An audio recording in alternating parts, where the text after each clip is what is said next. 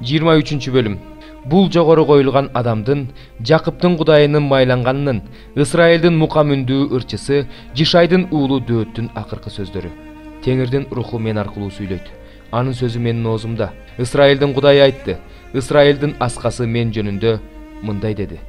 Эл үстүнөн бийлик кылуучу адам адилет болсо, Кудайдын коркунучу менен бийлик жүргүзсө, анда ал ачык асманга күн чыгып келе жаткандагы таңкы жарыктай, жамгырдан кийин чыккан жаркыроодой, ал жаркыроодон жерден чөп чыгат. Менин тукумум Кудай алдында ушундай эмеспи? Анткени ал мени менен түбөлүк, бекем жана бузулбас келишим түздү. Менин бүт куткарылуум, бүт каалоом андан келип жаткан жокпу? Кудайсыздар ыргытылган, кол менен кармаганга болбой турган тикенектей болушат. Бирок ким аны колу менен кармагысы келсе, ал темир менен же найзанын сабы менен куралданат. Аны турган жеринде өрттөшөт. Дөөттүн эр жүрөк аскерлеринин аттары Эснилик Жошеп Башебет үчөөнүн башкысы. Ал найзасын 800 кишиге көтөрүп, аларды бир жолку салгылашта талкалады. Андан кийинкиси Дөөт менен жүргөн 3 эр жүрөк аскердин бири, Акояктын небереси Додонун уулу Элазар эле. Алар согушуу үчүн чогулган пелиштиликтерди намысына тийип чакырышканда, ал да Дөөттүн жанында эле. Ысрайылдыктар пелиштиликтерге каршы чыгышты. Ошондо ал туруп, пелиштиликтерди колу чарчап, кылычка жабышып калгы чакырды. Ошол күнү Теңир улуу жеңиш тартуулады. Эл болсо талап тоноо үчүн анын артында жүрдү. Андан кийинкиси Арардык Агея уулу Шама. Пелиштиликтер Тиреяга, жасмык себилген талаага чогулганда, Ысрайыл эли пелиштиликтерден качты. Ошондо ал талаанын ортосуна туруп, аны сактап калды. Пелиштиликтерди кырды. Ошол күнү Теңир Ысрайылга улуу жеңиш тартуулады. 30 жолбашчынын ичинен 3-өө барды да оруп жыюу маалында Дөөткө, Адулам үңкүрүнө киришти. Ошол учурда Репа өрөөнүндө пелиштиликтердин кошууну турган. Ошол учурда Дөөт бекемделген жерде эле. Пелиштиликтердин кошууну болсо Бейт-Лехемде болчу. Дөөт суу ичкиси келип, дарбазанын жанындагы Бейт-Лехем кудугунан ким мага суу алып келип, суусунумду кандырат деди. Ошондо бул 3 эр жүрөк пелиштиликтердин кошуунун жарып өтүп, дарбазанын жанындагы Бейт-Лехем кудугунан суу сузуп, Дөөткө алып келип беришти. Бирок Дөөттүн ичкиси келген жок. Ал сууну Теңирдин даңкы үчүн төгүп салды да мындай деди. Теңир, мени ушул сууну ичкенден сакта. Бул өз өмүрүн тобокелге салып барып келген адамдардын каны эмеспи? Ошентип сууну ичүүнү каалаган жок. 3 эр жүрөк ушундай кылган. Ушул үчөөнүн ичинен Серуянын уулу Жояптын бир тууганы Абышай башчы эле. Ал өз найзасы менен 300 кишини өлтүргөн. Тигил үчөөнүн арасында анын кадыры бар эле. Ал үчөөнүн эң атактуусу жана башчысы болчу. Бирок тиги үчөөнө тең келчү эмес. Улуу иштерди кылган Капсеэлдик эр жүрөк адам Жоят уулу Беная. Беная Мааптык Ариэлдин 2 уулун өлтүргөн. Ак карлуу кышта орго түшүп, арстанды өлтүргөн. Ал мисирлик бир алп кишини өлтүргөн. Колунда найзасы бар мисирликке союл менен чыгып, колунан найзасын тартып алып, аны өз найзасы менен өлтүргөн. Жоят уулу Беная ушундай эрдик кылып, 3 баатырдын ичинен атактуу болду. Ал 30 баатырдын ичинен эң атактуу болчу. Бирок тиги үчөөнө тең келе алчу эмес. Дөөт аны өз сакчыларына башчы кылып дайындаган.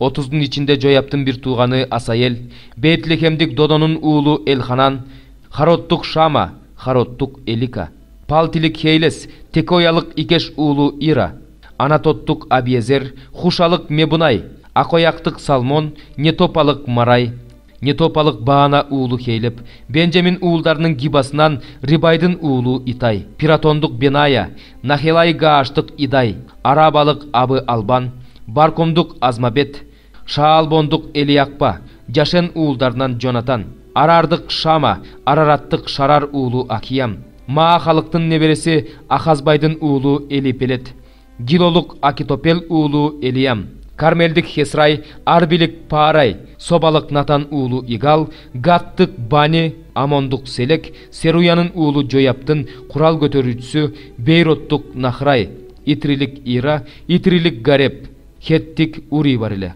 Бардыгы 37. 3 бөлүм. Акылсыз галатиялыктар. Айкаш чыгачка кадалган Ыйса Машаяк силердин көз алдыңарга тартылгыдай сүрөттөлүп берилбеди беле? Ким силерди чындыкка баш ийбөөгө азгырды? Силерден бир нерсени гана билгим келет. Силер рухту, мыйзамды аткаруу аркылуу алдыңар беле, же айтылган сөзгө ишенүү аркылуу алдыңар беле? Силер ушунчалык акылсызсыңарбы? Рух менен баштап эми адамдык аракеттер менен бүтүрүп жатасыңарбы? Башыңардан өткөргөнүңөрдүн баары пайдасыз болуп калдыбы? Чын эле пайдасыз болдубу?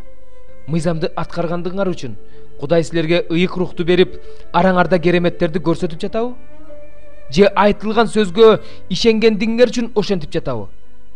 Бизге белгилүү, Ибрайым Кудайга ишенди. Ишеними ага адилдик катары эсептелинди. Ошентип ишенгендер гана Ибрайымдын балдары экенин билип койгула.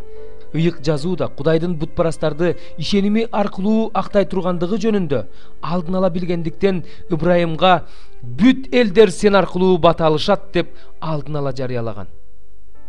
Ошентип ишенгендер ишенимдүү Ибрайым менен бирге бата алышат.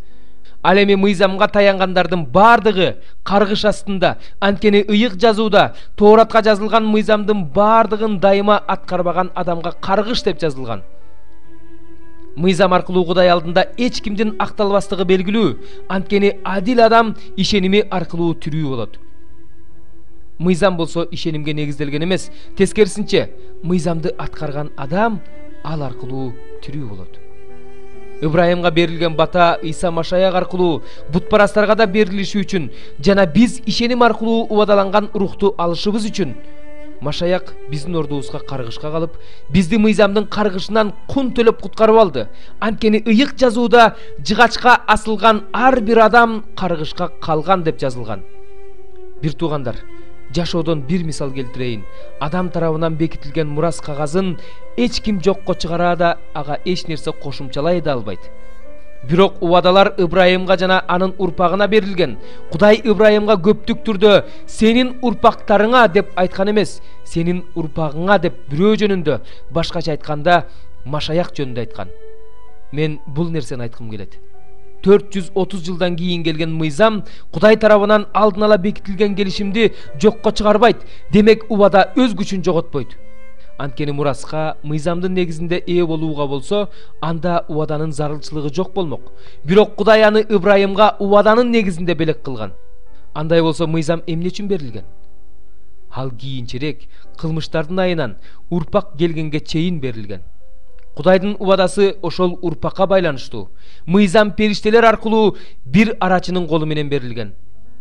Бирок жалгыз бирөөгө арачынын кереги жок. Кудай болсо бирөө. Демек мыйзам Кудайдын убадаларына каршыбы? Албетте жок. Эгерде өмүр бере турган мыйзам берилген болсо, анда мыйзам аркылуу акталууга болор эле. Бирок ыйык жазуу бүткүл адамзат күнөөнүн туткунунда экендигин жарыялайт. Демек убадаланган нерсе ишенгендерге Иса Машаякка болгон ишенимдери аркылуу берилет. Ишеним келгенге чейин, ишеним айкын болгонго чейин биз мыйзамдын сакчылыгы астында туткундалган болчубуз. Ошентип ишеним аркылуу акталышыбыз үчүн мыйзам биз үчүн Машаякка жетелеп келүүчү болду. Ал эми ишеним келгенде жетелөөчүнүн көзөмөлүнөн бошондук. Анткени силер бардыгыңар Машаяк Исага болгон ишенимдер аркылуу Кудайдын балдарысыңар. Анткени силер бардыгыңар Машаяктын урматына чөмүлдүрүлүп, Машаяктын бейнесин кийдиңер. Мындан ары силердин араңарда жүйүт да, элин да, кул да, эркин адам да, эркек да, аял да жок. Анткени бардыгыңар Машаяк Исанын ичинде бирсиңер. Эгерде силер Машаяктыкы болсоңор, анда силер Ибрайымдын урпактарысыңар, убада боюнча мурасчыларысыңар. 30 бөлүм. Анан мага Теңирден сөз болду. Адам уулу пайгамбарчылык кылып айт. Кудай Теңир мындай дейт: ыйлагыла, кайгылуу күн келе жатат.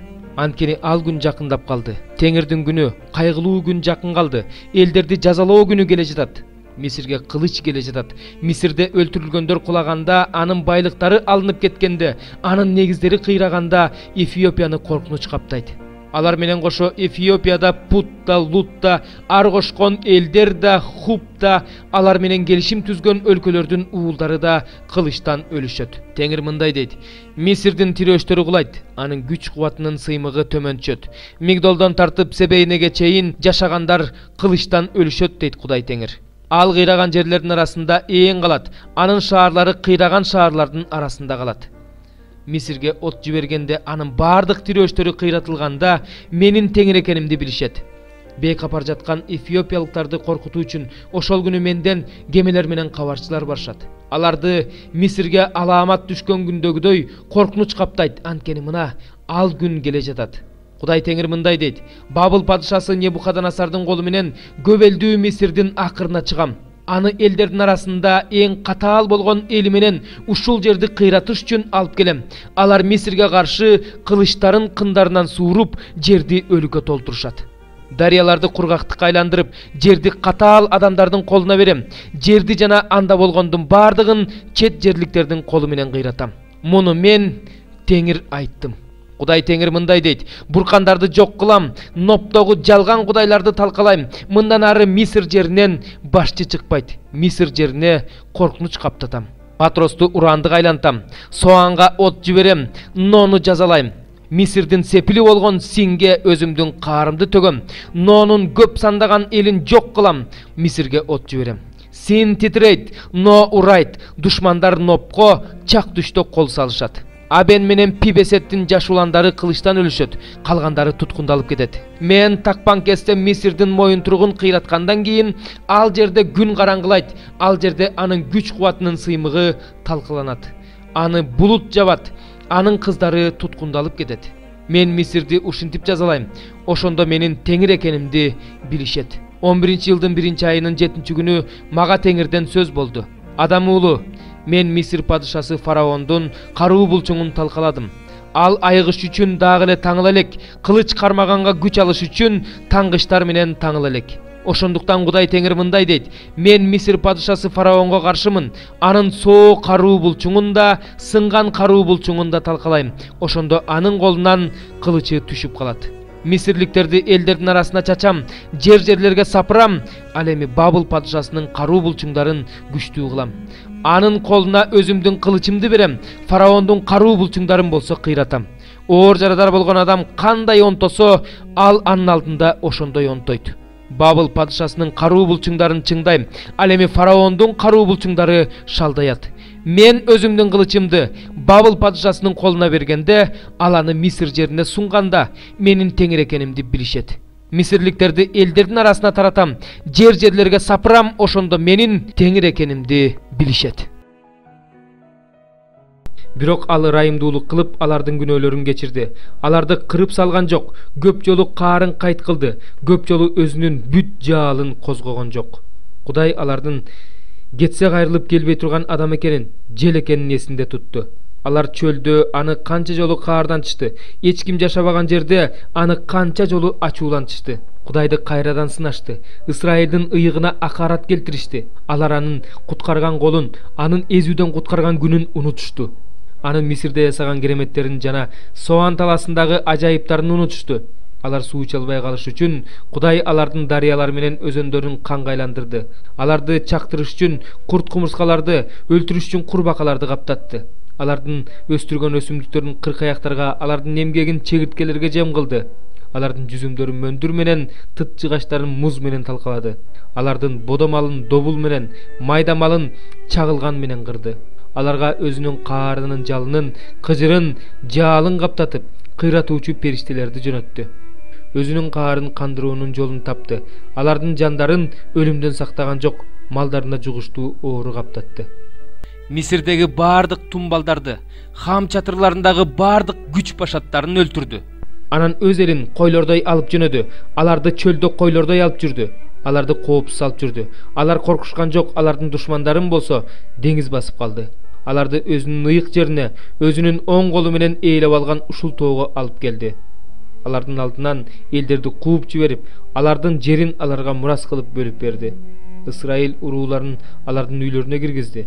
Бирок алар эң жогорку Кудайды дагы сынашты, капаланышты, анын осуяттарын сакташкан жок. Андан баш тартып, ата-бабаларына окшоп башка кудайларга табынып кетишти, кыйшык учкан жебедей артка кетишти.